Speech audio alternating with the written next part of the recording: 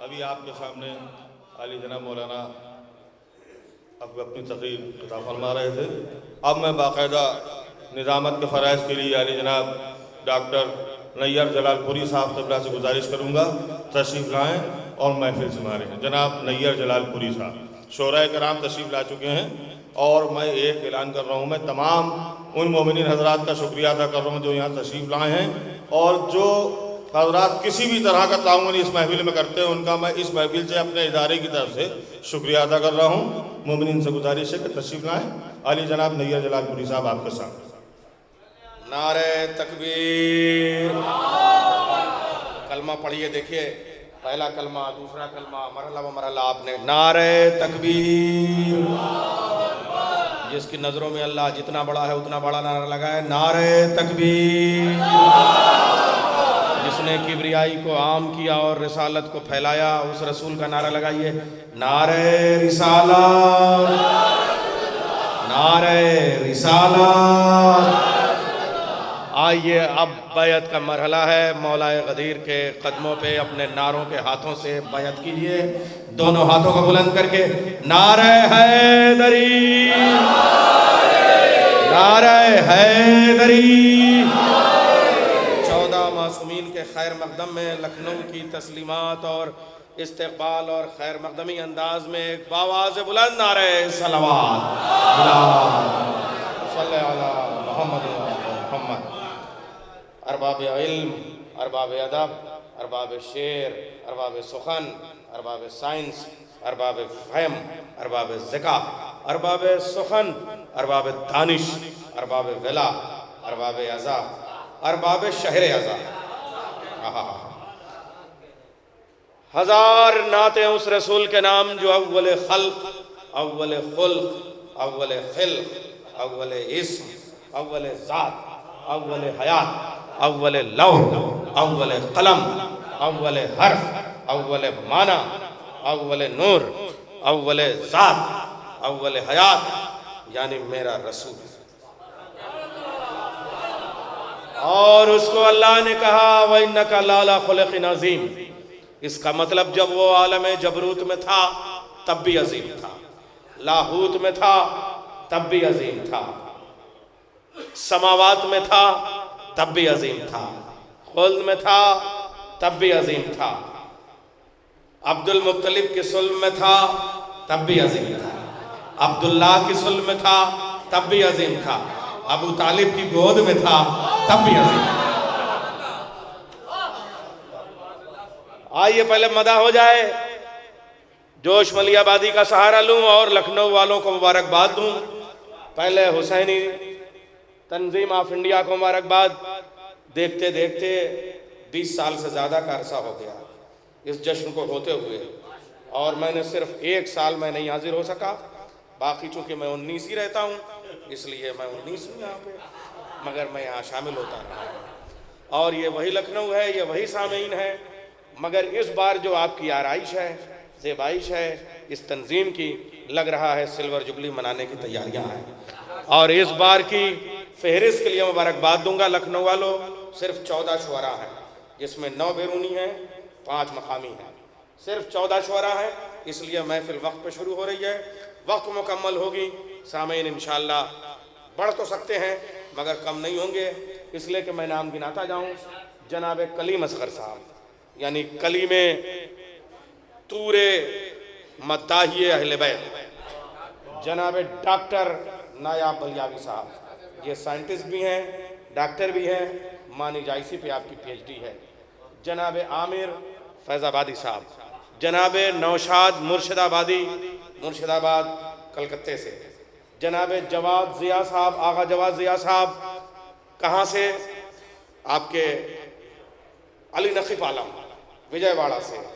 जनाब नफीस गाजीपुरी साहब, जनाब नायाब हल्लौरी साहब और जनाब अख्तर सिरसवी साहब, ये बैरूनी शोरा है और 5 मकामी शोरा है।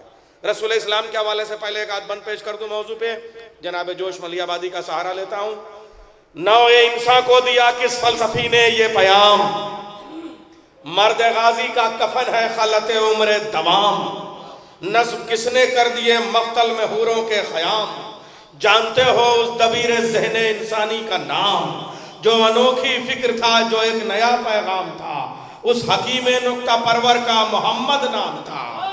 उस मोहम्मद मुस्तफ़ा का क्या अजब पैगाम है, खुद जियो औरों को जीने दो, यही इस्लाम है। आइए, अब ये बात हो गई। और क्या खूबसूरत नुक्ता फरमाया कि बेटी बाप के लिए रहमत होती है, लेकिन नुक्ते को उन्होंने औरत की जिंदगी के 3 रूप बयान किए। ये जमादुल आखिर का महीना है, यानी शहजादी की आमद और शहजादी के हवाले से जमादुस्सानी और रजब का क्या इम्तजाज है। और यह महफिल जश्न यासीन और सादिक़ आले मोहम्मद, यानी 2 मुनासिबतों से है।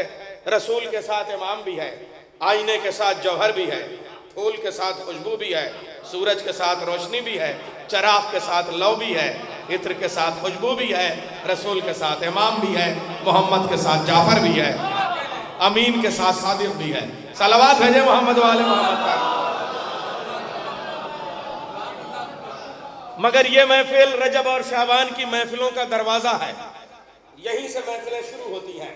इसलिए आपको यहाँ से वो माहौल बन जाना चाहिए कि लगे कि शहर विला लखनऊ में महफिलें शुरू हो गई।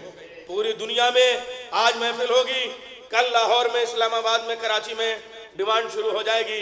कोई कासिम भाई से कहेगा हमें कैसेट भेजिए, कोई अब्बास तबातबासाई से कहेगा हमें कैसेट भेजिए, कोई अबूजर भाई से कहेगा हमें कैसेट भेजिए, कोई खदीजा टीवी से कहेगा हमें, कोई राज से कहेगा हमें तस्वीर भेजो। ये सब कल से शुरू हो जाएगा। इसलिए कि लखनऊ क्या है आपको बताऊं। अब मैं यहाँ पे उस्ताद गिरामी हकीम शारिफ साहब का एक शेर पढ़ दूं। लखनऊ मिट गया, लखनऊ मिट गया, लखनऊ मिट गया, फिर भी शारिफ इम्तिहा गाहे अहले नजर है, इम्तिहा गाहे अहले नजर है। तो लखनऊ की महफिलें हैं ये। तो अब मैं वो बात अर्ज कर दूं, मेरी माएँ और बहनें भी यहाँ से शहजादी का जिक्र हो जाए ताकि सबकी शिरकत हो जाए। बेटी रहमत है, बेटी रहमत है बाप के लिए, ज़ौजा ईमान है शौहर के लिए, माँ जन्नत है बेटे के लिए। तीनों जुमले सुने आपने। बेटी रहमत है बाप के लिए, ज़ौजा ईमान है शौहर के लिए, माँ जन्नत है बेटे के लिए, फातिमा रहमत है रहमतुल लिल आलमीन के लिए, ईमान है कुल्ले ईमान के लिए, जन्नत है जन्नत के सरदारों के लिए।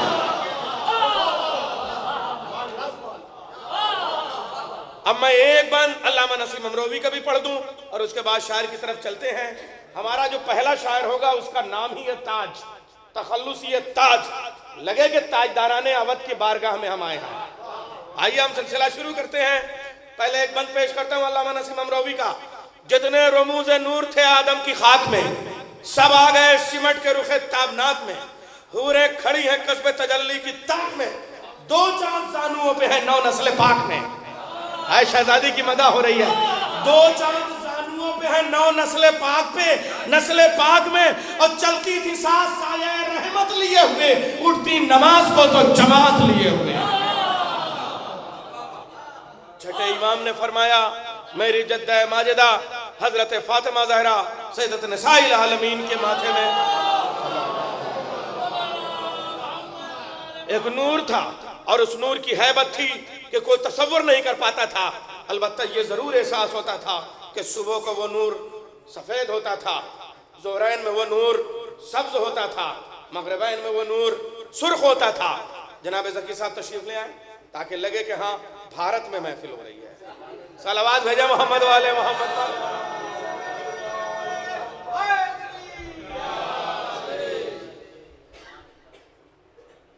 मेरा छठा इमाम फरमाता है कि वो नूर मेरे जद इमाम हुसैन के माथे में मुंतकिल हो गया। जरा सा मौजू की तरफ हम चलते हैं। मेरे जद इमाम हुसैन के माथे में मुंतकिल हो गया। सवाल ये पैदा होता है कि वो नूर इमाम हसन के माथे में क्यों नहीं मुंतकिल हुआ? बड़े बेटे हैं इमाम हसन, लेकिन ये फलसफा इस्मत इमामत ही बता सकती है। छठे इमाम ने बताया कि चूंकि वो नूर था इमामत के सिलसिले का, और सिलसिला इमामत इमाम हुसैन से चलना था। अब यहीं से फलसफा समझ में आया। रसूल इस्लाम ने फरमाया कि हसन और हुसैन अली के सुल्ब से मेरी औलाद है। अब कोई और क्या बताएगा? अगर अली के सुल्ब से मेरी औलाद है तो अल्लाह ने खुद मोहम्मद के सुल्ब से क्यों नहीं वो हसन और हुसैन को पैदा किया? चूंकि अगर हसन और हुसैन मोहम्मद के सुल्ब से होते तो नबी होना लाजिम आता, बनाना था इमाम, इसलिए सुल्ब दी अली की, बेटा कहा मोहम्मद ने। बस यही मौजू पे आ जाऊं मेरे गाजी, एक जुमला कबूल कर लो, अपनी रियाया की हाजिरी कबूल कर लो। मेरी शहजादी सैयदत निसाइल आलमीन हजरत सिद्दीक़ा ताहिरा बतूल कुबरा ने अजीब व गरीब जुमला का, अब्बास उम्मुल बनीन के पत्न से मेरा बेटा है, इसलिए कि अगर ज़हरा के पत्न से होता तो इमाम होना लाजिम था।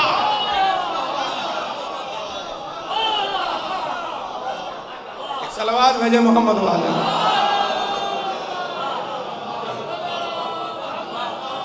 शोरा आ गए हैं, मैं सिलसिला शुरू करता हूं। ताज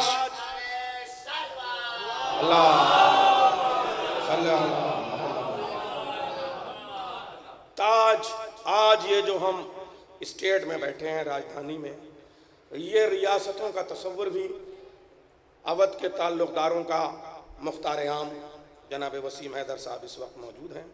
राजा पीरपुर, राजा लोरपुर और राजा महमूदाबाद के मुख्तार आम हैं आप। अब मैं इनकी मौजूदगी में ये बात कह रहा हूं, अगर बादशाह शुजाउद्दौला न होते तो स्टेट का तस्वुर नहीं था। जिस वक्त ईस्ट इंडिया कंपनी यहां आने लगी तो बादशाह शुजाउद्दौला ने समझ लिया था कि अंग्रेजों से मुकाबला हुकूमत का मुश्किल होगा, इसलिए ईस्ट इंडिया कंपनी को मुस्तरद करके ताजे बरतानिया से अपने ताज होने का पहले सनद ली, ताकि बराबर से गुफ्तगू की जा सके। और फिर अपनी राजधानी को, स्टेट को, रियासत को फैजाबाद से लखनऊ मुंतकिल किया। और फिर सिर्फ और सिर्फ बाप नहीं, बल्कि ये वो घराना है कि जहां बादशाह शुजाउद्दौला के साथ हजरत बहू बेगम अमतुज़्ज़हरा माँ और बाप दोनों ने एक बेटे को जन्म दिया और परवान चढ़ाया, बादशाह आसिफुद्दौला। आसिफुद्दौला ने जितनी कुर्बानियां लखनऊ को सजाने में दी, उतनी ही कुर्बानियां करबला को सजाने में दी। नहर फरात जो आज करबला मोहल्ला में है, वो बादशाह आसिफुद्दौला की निकाली हुई है, इसीलिए हिंदुस्तान वाले उसे नहर फरात कहते हैं, इराक वाले उसे नहर आसफिया कहते हैं। मैं जिम्मेदारी से ये बातें कहने जा रहा हूं ताकि रिकॉर्ड हो जाए और पूरी दुनिया में कैमरे के जरिए ये बात जो पहुंच रही है। और ये भी कह दूं कि अल्लाह का शुक्र है कि पूरे हिंदुस्तान में मेरी आवाज अमेरिका में पहुंचे या लंदन में पहुंचे, हक कहने से मैं कभी नहीं डरता हूं। पूरी दुनिया में 3 वो बड़े नाम हैं, वो घराने हैं जिन्होंने अंग्रेजों के खिलाफ जंग का बिगुल बजाया। मैसूर में टीपू सुल्तान बादशाह हैदर अली का बेटा, बंगाल में सिराजुद्दौला और अवध में वाजिद अली शाह और बेगम हजरत महल। अल्लाह का शुक्र है ये 3 के तीनों शिया थे, 12 इमाम को मानने वाले थे। इनकलाब का पैगाम वही पैगम कर सकता है जिसका ताल्लुक करबला से है।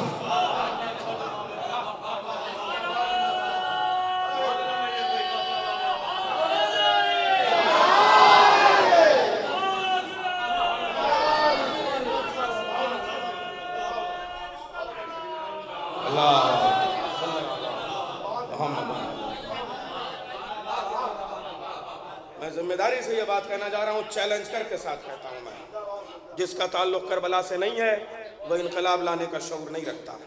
ये याद रखिएगा, जो मैदानों में जम के लड़ने वाले होते हैं वही इनकलाब का बिगुल बजाते हैं, और जो पहाड़ियों पे नजर आते हैं, हमेशा वादियों में तहजीबें बनती हैं, वादियों में तहजीबें बनती हैं, वादियों में तहजीबें बनती हैं, पहाड़ियों पे गैर मुहज़्ज़ब लोग भागते हैं।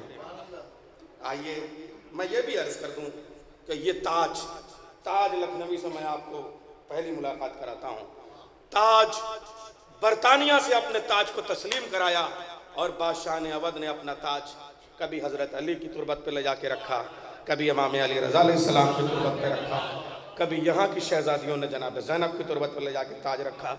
हज़रत अली की तुरबत पर जो ताज है वो मोहम्मद अली शाह का रखा हुआ है, और उसके साथ उनकी बेटी बिल्किस जहाँ बेगम ने अपने ज़ेवरात जाके मौला अली को वहाँ पे पेश किए, और वो तोहफ़तन आज भी उनकी तुरबत पे रखे हुए हैं ताकि लखनऊ और नजफ़ का रिश्ता कायम रहे। आज ये रजब की पहली महफिल शुरू हो रही है, रजब और शाबान की महफिलें इसके बाद होंगी, इसलिए मैं कह दे रहा हूँ हम लोग फिर सफ़र पर निकल जाते हैं ताकि रिकॉर्ड रहे ये बात। वहाँ पे आप जाइए, नजफ़ अशरफ में जितने ताज और ज़ेवरात हैं वो सब बादशाह ने अवध के हदिया किए हुए हैं। आप इमाम अली रज़ा अलैहिस्सलाम के यहाँ जाइएगा तो वहाँ पे जितने म्यूज़ियम में ताज रखे हुए हैं बादशाह ने अवध के हदिया किए हुए हैं, यानी इन्होंने अपने महल नहीं बनाए, हुसैन के अज़ाखाने बनाए। और आगे बढ़िए आप, सिलसिला बढ़ता है। वाजिद अली शाह अख्तर जो यहाँ का आखिरी ताजदार है, कहा जाता है, इल्ज़ाम लगाया जाता है कि वो इस लायक नहीं थे कि वो यहाँ से छोड़ के जाते और मुझे जूतियाँ पहनाएं और ये पहनाएं। मैं आपको बताता हूँ, एहसान मानिए आप, उस शख्स को पता था कि अगर मैं बगावत कर दूंगा तो लखनऊ में कत्ल गारत गरी होगी और मेरी आवाम कत्ल होगी, इसलिए उसने अपना माजूल होना खुद को गवारा कर लिया, लेकिन आवाम की कत्ल गारत गरी बर्दाश्त नहीं की। नज़ाकत को समझिए आप, अली की खामोशी को आप सिर्फ और सिर्फ अली के ऊपर महमूल न कीजिएगा, बल्कि कायनात पे एहसान है। और उसके बाद में भी अली की खामोशी को खामोशी न कहिएगा। अगर अली खामोश हो जाते तो जमल में वो तलवार न निकलती, सिफ़ीन में वो तलवार न निकलती, नहरवान में वो तलवार न निकलती। और नजुल बलागा के वो जुमले देखिएगा। और इधर वाजिद अली शाह जैसे ही चले हैं तो जैसे ही इमाम हसन की खामोशी के बाद करबला तैयार हुई है, वैसे ही वाजिद अली शाह के बाद, चूँकि उन्हीं का एक गुलाम था, करबला से सबक लिया था, इसलिए वाजिद अली शाह की खामोशी के बाद 2 साल के बाद 1857 तैयार हुआ है। लोगों को सोचने का मौका मिला और उनके 10 साल के बेटे रमज़ान अली बिल्किस कदर को तख्त पर ला के बिठाया गया और बेगम हजरत महल ने ऐलान किया कि मैं अंग्रेज़ों की गुलामी बर्दाश्त नहीं कर सकती। ये और हुआ कि मलका विक्टोरिया की फ़ौजों ने बेगम हजरत महल की फ़ौजों पर हमला किया, लेकिन एक ज़हरा की कनीज़ ने बताया कि हम लुट सकते हैं, हम ख़त्म हो सकते हैं, लेकिन किसी के इक़्तिदार और तसल्लुत को गवारा नहीं कर सकते। और आज भी लखनऊ अपनी इन्हीं इम्तियाज़ात के साथ जिंदा है। और फिर जब नवाबी ने अवध ने मजलिसें सजाई तो हमें कुछ नहीं चाहिए, न ताज चाहिए, न तख्त चाहिए, मेंबर चाहिए और अलम चाहिए। आज ये वही मंजर है, मुझे मीर बबर अली अनीस याद आ रहे हैं, हमें खुदाए सुखन याद आ रहे हैं कि जिस वक्त बादशाह ने अवध ने मजलिस सजाई है, अर्शे मेंबर पर तशरीफ़ ले गए हैं तो उन्होंने रुबाई के मिसरे कहे हैं कि मेंबर पे नशिस्त सर पे हजरत का अलम, मेंबर पे नशिस्त सर पे हजरत का अलम, अब चाहिए क्या, तख्त मिला ताज मिला। मेंबर पे नशिस्त सर पे हजरत का अलम, अब चाहिए क्या, तख्त मिला ताज मिला। आइए पता चले कि अहले बैत की हुकूमत बाकी है, इसलिए पहला शायर ताज के तौर पे आना चाहिए। मैं गुजारिश करूंगा जनाब ताज लखनवी साहब से वो तशरीफ ले आए। नारा हैदरी।